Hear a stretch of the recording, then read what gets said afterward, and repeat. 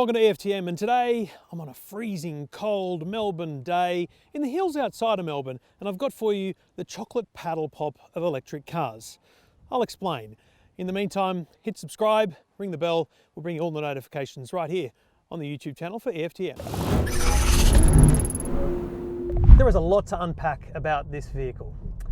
Now, let me get to the paddle pop thing first. The Nissan Leaf is the chocolate paddle pop of the electric vehicle market. And why that is because you can get a chocolate paddle pop everywhere. Every service station, every convenience store, everywhere that has an ice cream fridge, it's got a chocolate paddle pop. Nissan has the biggest EV dealership network in Australia. So in every state, in everywhere you go, you can find a Nissan and you can buy a Nissan Leaf.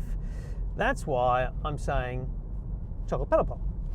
But it's also because it's a little bit bland. I bloody love a chocolate paddle pop. I'm not one for magnums, a Peter's Heart maybe, but other than that, frosty fruit, chocolate paddle pop, I'm very boring. I'm not looking for one of those fancy maxi bonds. I'm just looking for a chocolate paddle pop. So that's why the Nissan Leaf is important. It is a simple car that does what it's intended to do, but it actually bats way above its class. So this E+ version of the Nissan Leaf, new to Australia, is the exact same Nissan Leaf in almost every way, shape and form. It's 5mm higher off the road because it's got a bigger battery. The physical size of the electric battery in this here is actually the same, but they've packed more energy into it. So there's more storage in the battery, another 22 kilowatt hours. So that 22 kilowatt hours gives you more range. So you're getting over 100 kilometers more range, 385 kilometers range from the E+ version of the Nissan Leaf. That's a big deal because range anxiety is a real problem for electric vehicles. That's the key difference between the E+ and the standard Leaf. There's an acceleration performance increase. There's a few other things that are better off, but broadly, it's about range and broadly performance. Overall though, it's still just a Nissan Leaf. Now I say just a Nissan Leaf with the greatest of respect to the people at Nissan, but that's what it is. Now, the big other thing that Nissan has going for this car is what we call vehicle to grid. That means that this car can be plugged into your home and provide energy into the grid. Now think about that as a solar home. You've got solar panels up on the roof and you're going to install a battery.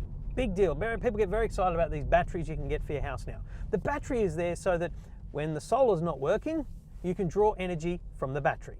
So your solar panels charge the battery during the day and you use the battery at night when you're most in need of energy. With the Nissan Leaf, you get to drive the battery to work, you get to come home, you plug it in, hopefully you've got solar, you charge the car, you use the battery during the night, during the peak, and then overnight, in the cheapest form of electricity you can buy, you charge the car and finish it up. This car has 2 to 3, possibly more days worth of power for your home stored in it. So even if you just plugged the car in and left it there, you wouldn't need to draw from the grid or generate any power for days. Now, that is a strange mentality change for people. It's going to blow people's minds because the idea is I've just spent all this time and effort and cheap energy charging my car. Why would I want to put that energy back into the grid or my house? But we need to rethink what a car is. We need to rethink why we have a car with a battery in it for electric power. If we think about it as a part of our overall energy consumption, you start to get some really big benefits here. I'm about to put solar in my house. I've been talking about getting a battery, but why would I buy a battery today that's going to stay in my house for 10 plus years, and in 5 years, that battery technology will have been superseded? Well, what's to say I don't buy a Leaf now? And in 4 years, when the loan's up or whatever it is and you get a new one, the battery technology is better, more efficient, you get more storage. It's actually a smarter way to have battery power for your home. It's brilliant. And the Leaf is the only electric car that can do vehicle to grid. Now, the only difference is you need a different wall box at home. So that wall charger we've started to see at people's houses and businesses, it's a special one that it's like a solar inverter. It's able to take the energy and push it back out to the grid. Very cool. That will be possible this year, and over the years, it will get cheaper to do. Oh, acceleration! 6.9 seconds to 100. No one cares. You're not buying a Leaf for acceleration. If you want acceleration, buy a Nissan GTR or a bloody Tesla. But you still get that darty performance. So zipping around, overtakes and those kind of things is impressive still in a Nissan Leaf, standard or E+ in this sense.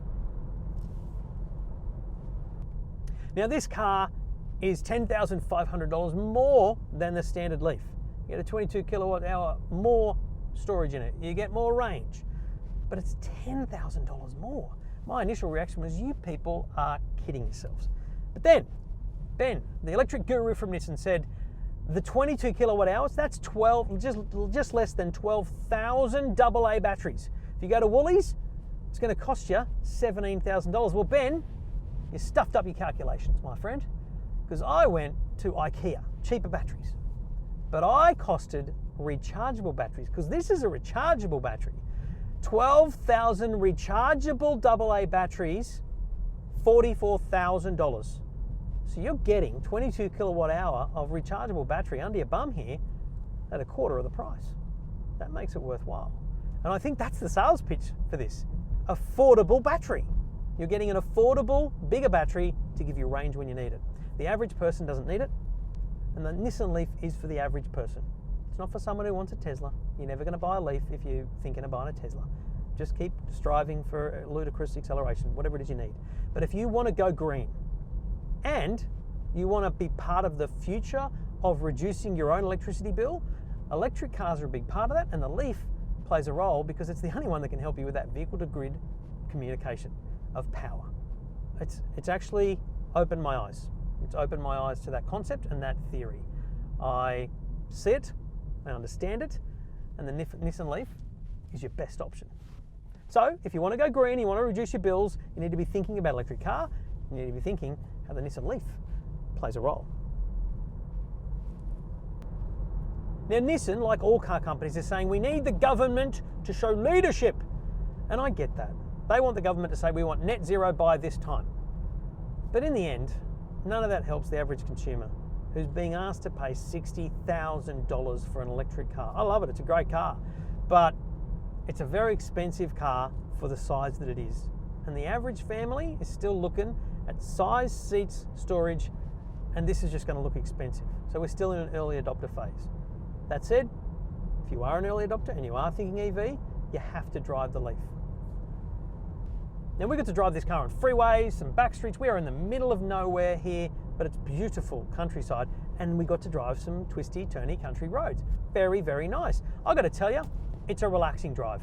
It doesn't dart through the corners. It doesn't really have, a sporty steer, but I quite enjoyed it. I really liked what I got from the Nissan Leaf. But I will tell you, the e-pedal, which is a very unique feature of the Leaf that allows you to literally drive the car with one foot. In the city, it's great. Foot off, brake, stop. No need to actually touch two pedals. On the country roads, when you take your foot off to come around a corner and stuff, nah, it's a bit dramatic. So the e-pedal is for the urban city roads. Don't turn it off when you're out and about. That's my only feedback on this wonderful country drive that we've done in the brand new Nissan Leaf E+. And don't forget, the Nissan Leaf's been around for more than 10 years. They've sold 500,000 of these things. So they know what they're doing. But I do think they need to progress. They need to progress out of the design style. This is like the Prius to me. The Prius was stuck in that, it had to look weird for it to be a hybrid.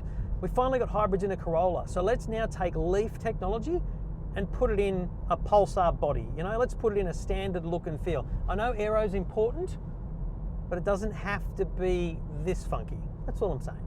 I like the look of it, but I just think normalize it. Let's normalize Leaf technology and put it in a bloody X-Trail. That's a winner.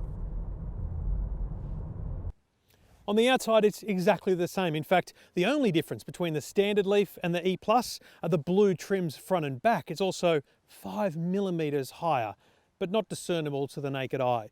$10,000 more expensive, more than 100 kilometers extra range, and that whole vehicle-to-grid thing, which really makes you think about the future of electricity, energy, and how your car plays a very different role in your life. Full details at EFTM.com.